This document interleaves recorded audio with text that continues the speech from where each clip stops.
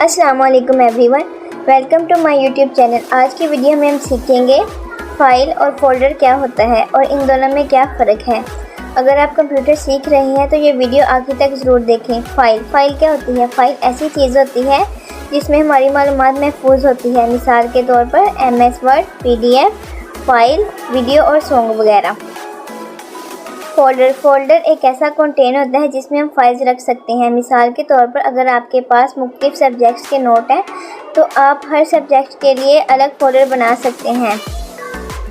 File اور folder میں کیا فرق ہوتا ہے؟ فائل ڈیٹا کو اسٹور کرنے میں ہماری مدد کرتی ہے اور فولڈر فائلز کو آرگنائز رکھنے کے لیے استعمال ہوتا ہے، اور دوسری فائلز بھی فولڈر کے اندر ہم رکھ سکتے ہیں۔ اگر آپ کو ہماری آج کی ویڈیو پسند آئی ہو تو ہمارے چینل کو لائک کریں، اپنے دوستوں کے ساتھ شیئر کریں اور چینل کو سبسکرائب کرنا نہ بھولیں۔ اللہ حافظ۔